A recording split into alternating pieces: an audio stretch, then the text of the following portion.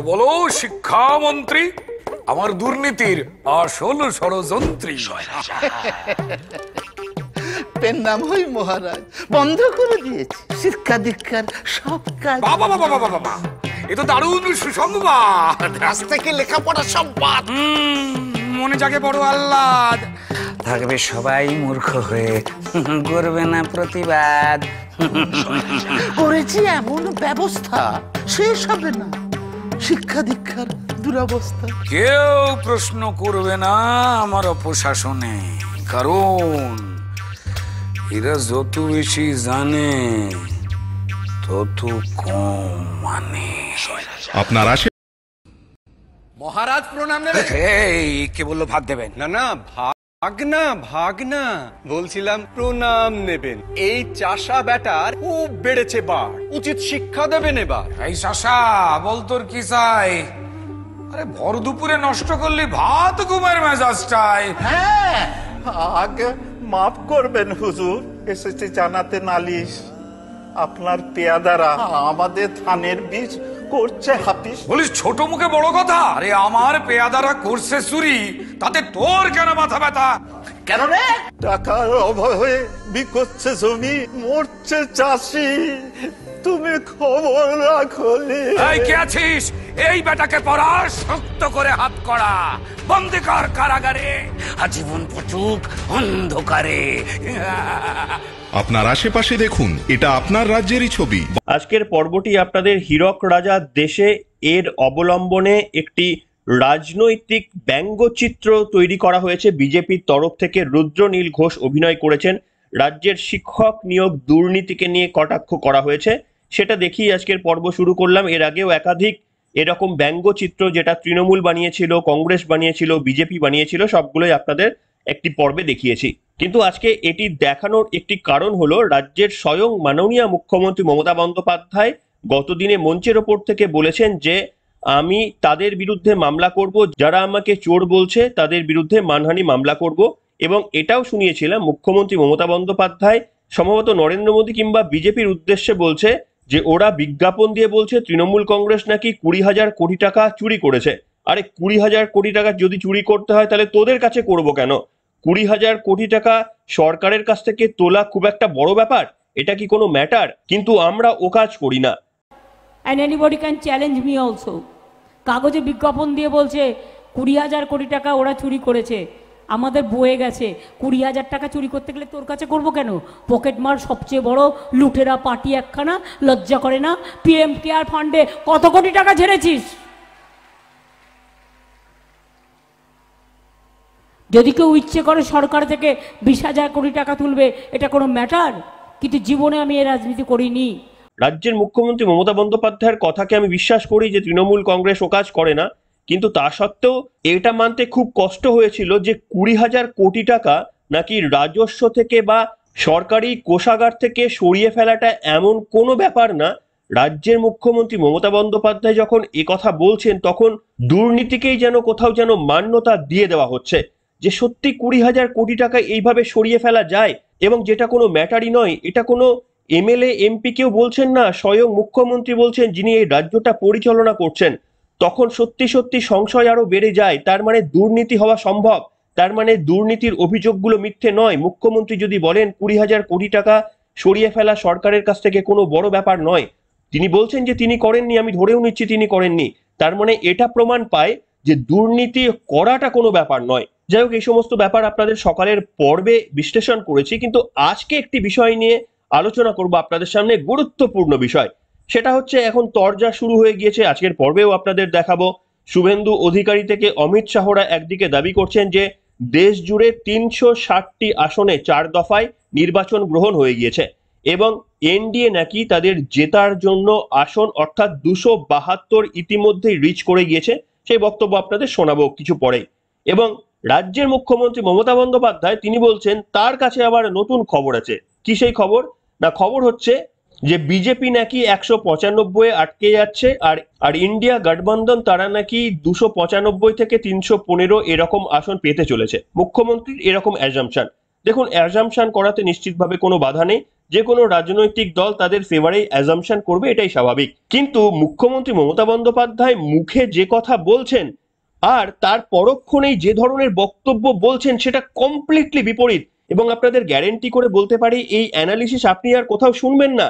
কেন এ কথা বলছি আপনাদের শোনাতে চাইবো মুখ্যমন্ত্রী মমতা বন্দ্যোপাধ্যায় কি বলেছেন। এবং এটি একবার না, আমি দুবার শুনেছি মুখ্যমন্ত্রী মমতা বন্দ্যোপাধ্যায়ের বক্তব্যে। একটু মন দিয়ে শুনুন এবং বোঝার চেষ্টা করুন। মুখ্যমন্ত্রী মঞ্চের ওপর থেকে বলছেন যে দেখেছেন তো শেয়ার মার্কেট ক্র্যাশ করে গেছে এবং পৃথিবী জুড়ে নাকি যে সমস্ত বিজনেসম্যানরা রয়েছে তারা তাদের লগ্নি তুলে নিচ্ছে ভারত থেকে। এই দুটি বক্তব্য মুখ্যমন্ত্রী মমতা বন্দ্যোপাধ্যায় বলেছেন, অত্যন্ত ক্রুশিয়াল। আপনারা শুনবেন, কার্যত নিজের বা ইন্ডি সরকারের কফিনের পেরেক পুঁতে দিয়েছেন মুখ্যমন্ত্রী মমতা বন্দ্যোপাধ্যায় এই বক্তব্য বলে। কি করে আপনাদের প্রমাণ দেবো, আগে শুনুন কি বলেছিলেন মমতা বন্দ্যোপাধ্যায়। সে এখন লোকের ধারণা নয়, এটাই কারণ। আপনারা কি জানেন, আমরা শুনেছি, সংবাদপত্রেও দেখেছি, পৃথিবীর সব দেশ ভারতবর্ষে যা ইনভেস্ট করেছিল সব টাকা তুলে নিচ্ছে মোদি হারবে বলে। 2, শেয়ার বাজারে ক্র্যাশ নেমেছিল। কেন জানেন? মোদি 200 পার হবে না। সবাই বলছে ইন্ডিয়া জোট পাবে 295 থেকে 315, আর মোদি 200 পার হবে না। আশা করি আপনারা মন দিয়ে শুনেছেন। যারা শোনেননি আরো একবার বক্তব্যটা মন দিয়ে শুনুন। মুখ্যমন্ত্রী দুটি দিকে ইঙ্গিত করছেন। আমরা ধরে নিচ্ছি এটা সত্য। সেটা হচ্ছে লগ্নিকারীরা যারা বিদেশ থেকে লগ্নি করেছিলেন ভারতে, অর্থাৎ আমি ধরবো যে শেয়ার মার্কেটের কথা সম্ভবত বলছেন বা যে কোনো দিকে, যারা লগ্নি করেছেন তারা টাকা তুলে নিচ্ছেন। কেন টাকা তুলে নিচ্ছেন? না বিজেপি হারতে চলেছে বলে। দ্বিতীয় কথা মমতা বন্দ্যোপাধ্যায় বলছেন যে শেয়ার মার্কেট ক্র্যাশ করে গেছে। হ্যাঁ, আপনারা যারা শেয়ার মার্কেটের লক্ষ্য রাখেন, আগের সপ্তাহে শেয়ার মার্কেট কিন্তু সব মিলিয়ে লাস্ট 2-3 দিনে 3-4% ফল করেছিল এবং গতকাল সেটা আবার পুনরুদ্ধার হয়ে গিয়েছে। আর শেয়ার মার্কেটে এই সমস্ত আপস অ্যান্ড ডাউনস এটা প্রতিদিনই চলে। কিন্তু মুখ্যমন্ত্রী যেহেতু বলছেন যে এই শেয়ার মার্কেটের ক্র্যাশটা হয়েছে যেহেতু বিজনেসম্যানরা বা লগ্নিকারীরা বুঝছে বিজেপি ক্ষমতা থেকে চলে যাচ্ছে এবং ইন্ডিজেট ক্ষমতায় আসছে, সেই কারণেই শেয়ার মার্কেটে ক্র্যাশ। আপনারা তাহলে ভেবে দেখুন তো মুখ্যমন্ত্রী কতটা স্বগদোক্তি করে ফেললেন, কতটা স্বীকারোক্তি করে ফেললেন যে বিজনেসম্যানেরা পর্যন্ত বুঝে গেছে ইন্ডিয়া জোট যদি ক্ষমতায় আসে ভারতের অর্থনীতি নিম্নগামী হবে। সেই কারণেই আগে ভাগে তারা লগ্নির টাকা তুলে ফেলছেন যাতে লস না হয়। যদি মুখ্যমন্ত্রী মমতা বন্দ্যোপাধ্যায়ের কথা সত্য ধরে নিই, অর্থাৎ যারা তাদের কষ্টার্জিত টাকা শেয়ার মার্কেটে ইনভেস্ট করেন, সেটা দেশের হোক বা বিদেশের মানুষ হোক, তারা মুখ্যমন্ত্রীর কথা অনুযায়ী আভাস পাচ্ছে যে বিজেপি যেহেতু ক্ষমতা থেকে সরে যাচ্ছে, ইন্ডি জোট যেহেতু ক্ষমতায় আসছে, তাই তারা তাদের লগ্নির টাকা তুলে নিচ্ছে। মানে ইন্ডি জোটের ওপর যে আস্থা নেই লগ্নিকারীদের, সেটা মুখ্যমন্ত্রী মমতা বন্দ্যোপাধ্যায়ের কথা থেকে স্পষ্ট এবং এটা একেবারেই খাঁটি কথা বলেছেন মুখ্যমন্ত্রী। আমিও আপনাদের সামনে প্রেডিকশন করেছি বা এটা গোটা মার্কেট জুড়ে প্রেডিকশন যে ধরুন কোনোভাবে ইন্ডি জোট যদি ক্ষমতায় আসে কিংবা বিজেপি যতগুলো আসন পাওয়ার কথা তার থেকে যদি কম আসন পায়, আপনারা দেখবেন শেয়ার মার্কেটে ক্র্যাশ আসবে, শেয়ার মার্কেটে সত্যি সত্যি ধস আসবে। আর যদি উল্টো দিকে বিজেপি যতগুলো আসন পাওয়ার কথা ততগুলো যদি পায় কিংবা তার থেকে যদি বেশি পায়, তাহলে দেখবেন শেয়ার মার্কেটে বুল রান হবে, অর্থাৎ শেয়ার মার্কেট একেবারে চড়চড়িয়ে লাফাবে। তার মানে যারা লগ্নিকারী তারা দেশের বা বিদেশের, তারাও কিন্তু বুঝে গিয়েছে যে এনডিএ সরকার ক্ষমতায় আসলেই কিন্তু অর্থনীতিতে অগ্রগতি এবং তাদের টাকার মুনাফা তারা পাবেন, লাফিয়ে লাফিয়ে সেই টাকা বাড়তে থাকবে শেয়ার মার্কেটে। আর উল্টো দিকে যদি বিজেপি কিছুটা খারাপ রেজাল্ট করে কিংবা বাই চান্স ইন্ডিয়া জোট যদি ক্ষমতায় চলে আসে, তাহলে ক্র্যাশ নেমে যাবে মার্কেটে। মুখ্যমন্ত্রী মমতা বন্দ্যোপাধ্যায় জানি না অর্থনীতিতে কতটা নলেজ রয়েছে তার, কিন্তু তিনি কার্যত স্বীকার করে ফেললেন এই কথা। কার্যত তিনি স্ট্যাম্প বসিয়ে দিলেন ইন্ডি জোটের অযোগ্যতাকে, যে ইন্ডি জোটের ওপর লগ্নিকারীরা পর্যন্ত বিশ্বাস করতে পারছে না, সেই কারণেই মার্কেটে ক্র্যাশ নামছে। মুখ্যমন্ত্রী না বিশ্লেষণ করেই বলে ফেললেন। মুখ্যমন্ত্রী কেন বলেছিলেন বলুন তো ওই কথাটা? তাহলে মুখ্যমন্ত্রী বলেছিলেন এটা বোঝানোর জন্য যে শেয়ার মার্কেটে ক্র্যাশ হয়েছে মানে বিজেপি হারছে, অর্থাৎ তারা জিতছে, এইটাকে শুধু বলার জন্য তিনি শেয়ার মার্কেটের ক্র্যাশের বক্তব্যটা বলেছিলেন, কিন্তু যেটা তিনি খেয়াল করেননি যে তার মানে লগ্নিকারীরা ইন্ডি জোটের ওপর ভরসা রাখছেন না।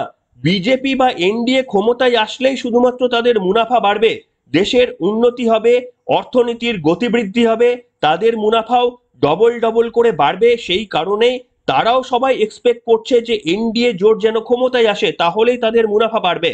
আর যদি কোনো জায়গায় এই ধরনের ঘটনা ঘটে যে কোথাও বিজেপির সিট কমে যায় বা এনডিএ জোট কিছুটা হলেও বেশি সিট পায়, তাহলে কিন্তু সত্যি সত্যি মার্কেটে ক্র্যাশ আসবে। আপনারা যারা শেয়ারে লগ্নি করেন এই তথ্য হয়তো সকলের জানা রয়েছে, কিন্তু মুখ্যমন্ত্রী খোলা বাজারে এইভাবে হাটে হাড়ি ভেঙে দেবেন এ কথা সত্যি আমি ভাবতে পারিনি। যাই হোক, তবে আপনাদের শোনাবো কি ঘটবে, মুখ্যমন্ত্রীর এই বক্তব্য সত্যি হবে কিনা সে তো 4 জুন বোঝা যাবে। তবে অমিত শাহ বলেছেন এখনো পর্যন্ত যতগুলো আসনে নির্বাচন হয়েছে এনডিএ ইতিমধ্যেই তাদের ম্যাজিক ফিগার ক্রস করে গেছে। বাকি যে 3 দফার নির্বাচন রয়েছে এটা হচ্ছে এনডিএ কে 400 পার করার জন্য লড়তে হবে। কি বলেছিলেন শোনাবো আপনাদের। बंगाल के लोगों को, वन गांव के लोगों को कहने आया हूं, 4 चरण पूरे हो गए हैं। 380 सीटों का चुनाव पूरा हो गया है। बंगाल में 18 सीटों का चुनाव पूरा हो गया है। आज मैं बताकर जाता हूं, ये 380 सीट में मोदी जी 270 सीट लेकर पूर्ण बहुमत प्राप्त कर चुके हैं और आगे की लड़ाई 400 पार करने की है। बनगांव वालों बताओ, 400 पार कराओगे क्या? जोर से बोलो, कराओगे क्या? बंगाल में 30 से ज्यादा सीटें जिताओगे क्या? শুনলেন, যেহেতু অমিত শাহের বক্তব্য শোনালাম, আপনাদের শোনাবো মমতা বন্দ্যোপাধ্যায় আবার কি বলছেন। তিনি বলছেন তার কাছে খবর রয়েছে। কি খবর? নাকি তারা ক্ষমতায় আসছে, এনডিএ জোট ক্ষমতায় আসছে। কি বলেছিলেন মুখ্যমন্ত্রী তার বক্তব্য আপনাদের শোনাবো। এবার যদি জিজ্ঞেস করেন দিদি খবর কি আছে কিছু, আমি বলি হ্যাঁ খবর আছে, জব্বর খবর। খবরটা কি? না তো এবার হাওয়া বদল হচ্ছে। আপনারা জানেন তো খুব গরম পড়লে কষ্ট হয়, তারপরে মানুষ একটু বৃষ্টি চান, বৃষ্টি আসলে আবার তখন তার ভালো লাগে। হাওয়া বদল মানে কি? হাওয়া বদল মানে 420 গ্যারেন্টি বদল হচ্ছে, ভালো করে জেনে রাখুন। কেউ ভয়ে বলতে পারছে, কেউ পারছে না। এখনো পর্যন্ত যা মোটামুটি এসছে 3rd 4th পেজ হয়ে গেছে, তাতে 195 থেকে 200-র মধ্যে বিজেপি বড় জোর হলে থাকতে পারে, আর ইন্ডিয়া জোট পাবে 295 থেকে 315। এবার আপনারা বলুন, আপনারা অর্থনীতিতে গতি চান নাকি আপনারা অর্থনীতি মুখ থুবড়ে পড়ুক এটাই চান? কারণ মুখ্যমন্ত্রী নিজেই বলছেন যে বিজেপি হারলে শেয়ার মার্কেট ক্র্যাশ হচ্ছে, অর্থাৎ অর্থনীতি মুখ থুবড়ে পড়ার দিকে এগোচ্ছে। এখনো যেতে নেই, যদি কোথাও আভাস পাওয়া যাচ্ছে তাহলেই দেখবেন মার্কেটে বড় ক্র্যাশ। আর মুখ্যমন্ত্রী যেটাকে ক্র্যাশ বলছেন ওটা মার্কেটকে ক্র্যাশ বলে না। 2-3% শেয়ার মার্কেটের আপ ডাউনকে এটাকে মার্কেট কারেকশন বলে, এটাকে ক্র্যাশ বলে না। এই 2-3% আপ ডাউন প্রতিনিয়ত হয়, কখনো বাড়ে কখনো কমে, এটা শেয়ার বাজারের নিয়ম। কিন্তু ক্র্যাশ মানে আপনি দেখতে পাবেন 10%, 15% করে ভেঙে পড়েছে বা আরো বেশি মার্কেট ধসে গেছে, সেইটাকে কিন্তু ক্র্যাশ বলে। সেই ঘটনা এখনো ঘটেনি, তবে সেই ক্র্যাশ কিন্তু আমরা দেখতে পারি। যারা আমরা শেয়ার মার্কেটে লগ্নি করে রেখেছি তাদের কিন্তু বড় সড়ো আর্থিক ক্ষতির সম্মুখীন হতে হবে যদি এই ইন্ডিয়া জোট কোনোভাবে ক্ষমতায় আসে, কিংবা বিজেপির যদি কিছুটা এক্সপেকটেশনের তুলনায় বাজে রেজাল্ট হয়।